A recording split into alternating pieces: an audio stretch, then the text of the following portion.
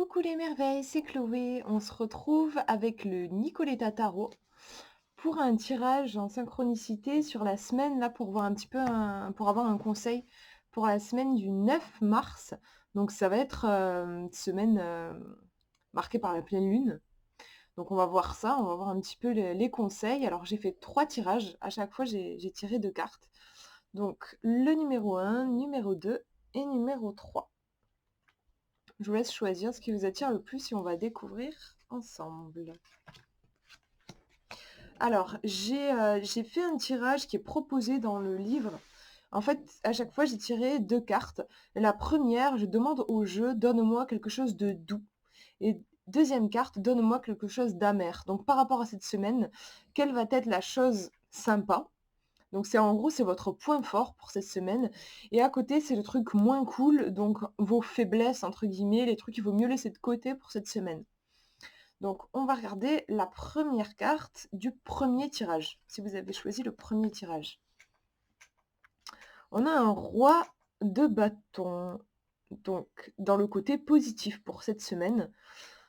Donc là, on a beaucoup d'intensité, on est sur un roi, donc ouais, de l'autorité, de la force. On est en plus sur des bâtons, donc il y a ce côté ancré, créatif dans l'action. On a au niveau de l'illustration, on a cette femme qui soulève sa robe et il y a un dragon qui sort de dessous. Hem et il crache du feu, il est en train de cramer un gars. En tout cas, il en a envie.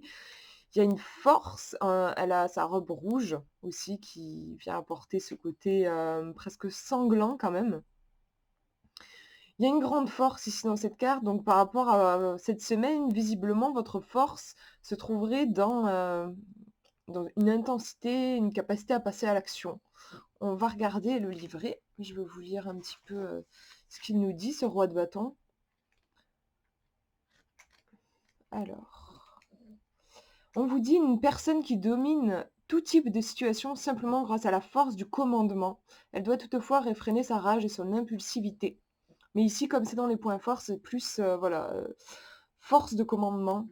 On vous dit qu'il y a beaucoup de pouvoir, que vous avez beaucoup de pouvoir, beaucoup de force. On va regarder la deuxième, donc le côté amer, le côté un petit peu moins sympa. On a un chevalier de bâton, donc vous voyez, l'intensité qui est présente aussi dans cette carte. Parce que bon voilà, on est sur un chevalier, les chevaliers ils restent pas les bras croisés, hein, ils partent en croisade ou en mission et on est encore dans les bâtons, donc dans l'action. Ici, on a une fille qui est sur un cochon, qui est en train de courir à fond et voilà, elle est dans un paysage, en bonbons en fait et voilà, mais il y a le cochon, il court tellement vite qu'on dirait qu'il vole d'ailleurs même. Il touche même pas le sol. Il y a vraiment un côté très précipité. C'est intéressant parce que c'est quelque chose que j'ai remarqué depuis quelque temps, c'est que quand je fais des tirages force-faiblesse, souvent ma force, c'est aussi ma faiblesse. En fait, ça peut paraître contradictoire, mais c'est qu'en fait, la réponse se trouve dans l'équilibre.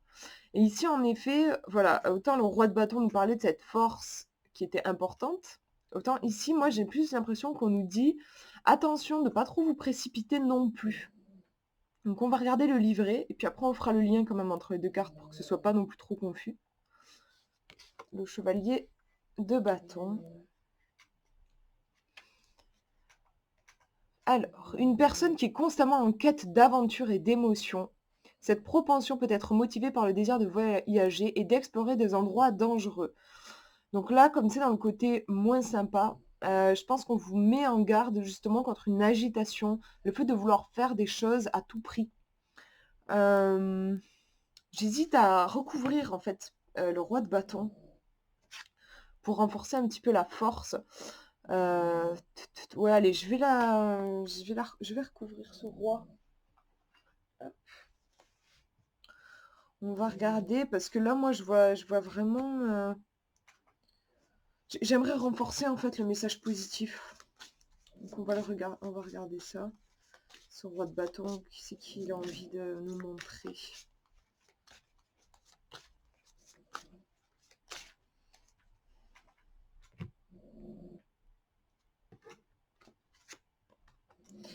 Oui, donc voilà, c'est vraiment il y a vraiment ça vient appuyer, en effet, hein, le tirage ne revient pas sur ce qu'il a dit, c'est clair, on a de la force parce qu'on a le char ici, on est quand même sur un arcane majeur en plus, donc c'est quand même costaud au niveau des énergies.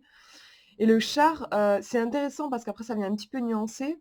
Ça nous parle entre autres de notre capacité à diriger notre vie, notamment en fait en équilibrant les choses. Dans le tarot traditionnel, on a 2 chevaux qui sont en train de tirer le char et chaque cheval en fait va représenter par exemple, il y en a un qui peut représenter le cœur et l'autre la tête et il va falloir utiliser ces 2 énergies pour avancer. Donc là, je pense qu'on vous dit, clairement, il y a vraiment beaucoup de potentiel pour cette semaine, il y a beaucoup de force, mais en même temps, on vous demande d'agir avec responsabilité plus qu'avec, fougue, sans trop faire gaffe où vous allez, en fait. Parce que, comme dirait, Spider-Man, un grand pouvoir implique de grandes responsabilités, ça me fait vraiment penser à ça et donc voilà, de gérer cette force, parce qu'elle est bien là et c'est cool, mais ne pas en faire n'importe quoi. Donc on va regarder le livret. On est sur les arcanes majeures, voilà. Prenez en main les rênes de votre existence en agissant tout de suite avec décision. Vous parviendrez aussi à aider les autres. Donc voilà, il y a vraiment ce côté très force et en même temps, on vous parle de décision. Voilà, agir de façon responsable avec cette force qui visiblement sera présente pour cette semaine.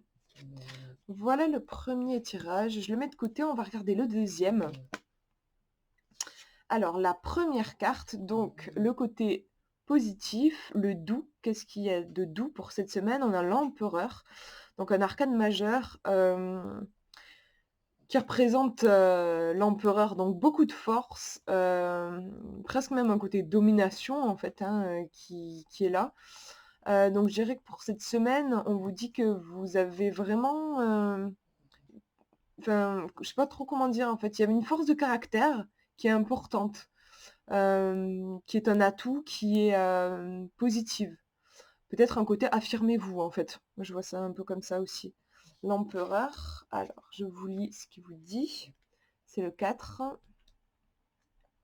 Les autres vous considèrent comme un grand leader et vous font confiance. Le moment est donc venu de construire votre empire. C'est qu'il y a ce côté aussi, voilà, leader, allez-y, construisez vos projets, faites les choses. Il y a un côté beaucoup de charisme aussi, hein, dans cette carte.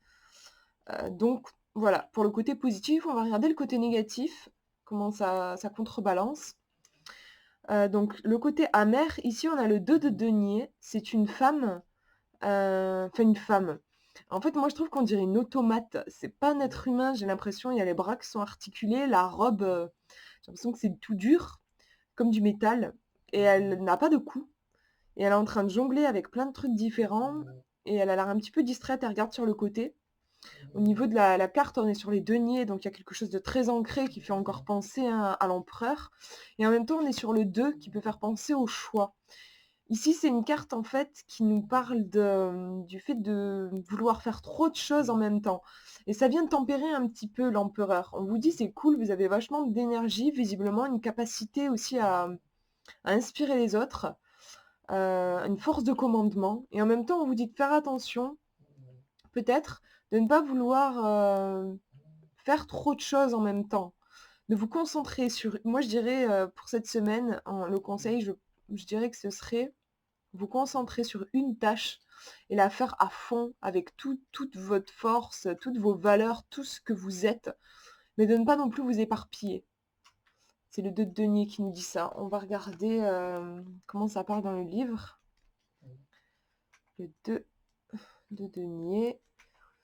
Il est difficile de réussir à réaliser avec succès plusieurs projets en même temps, mettez-en certains de côté. Donc vous voyez ce côté, concentrez-vous, concentrez votre énergie parce que visiblement il pourrait y en avoir beaucoup. C'est marrant parce que le tirage que je viens de faire avant, pareil, il y avait beaucoup d'intensité. Je me demande si c'est pas l'influence de la pleine lune, honnêtement. Beaucoup de force qui en même temps demande un petit peu à être canalisée parce que ça peut ici, là en l'occurrence dans ce tirage-là, ça peut vous épuiser. Si vous voulez faire trop de choses, si vous êtes sur tous les fronts en même temps, ça peut être trop compliqué.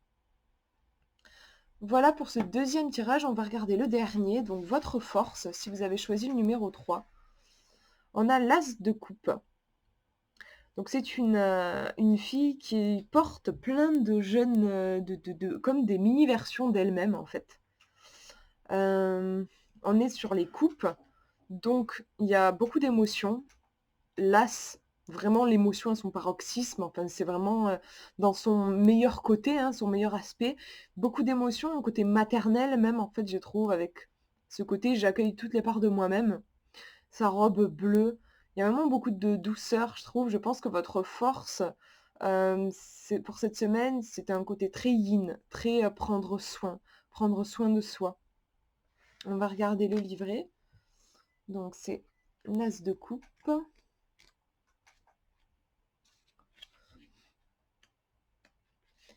Pour aimer les autres, il faut avant tout s'aimer soi-même. Soyez bon avec vous-même comme vous l'êtes avec les autres. Donc là, c'est vraiment une carte, ça me fait penser au tirage que j'avais fait pour la pleine lune.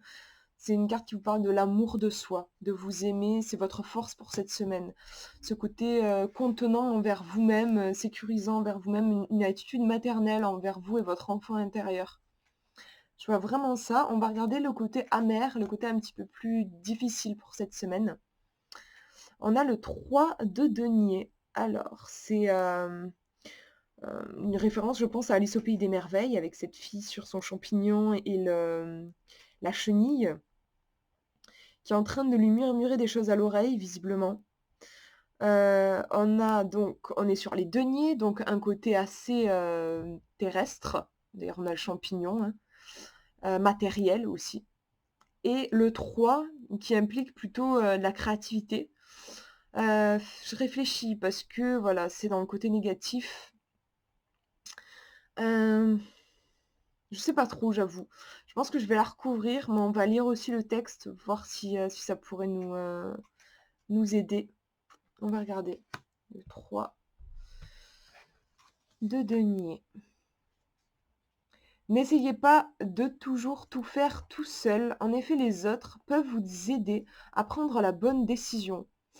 C'est marrant parce que la première carte, l'as de coupe, donc la force, parlait du fait de, ouais, OK, c'est bon, j'ai compris, en fait. C'est que la première carte nous parle donc votre force, c'est de revenir vers vous-même et votre faiblesse, ici, c'est à prendre, du coup, dans le côté moins sympa, c'est de vous laisser influencer par les autres, en fait. Je vois vraiment comme ça. Elle écoute cette, chenille lui parler, lui dire des trucs. Je sais pas ce qu'elle lui dit, mais visiblement, elle doit lui donner des conseils et le problème, c'est que ça, elle a peut-être pas besoin de ça. Elle a peut-être juste besoin de se rencontrer elle-même.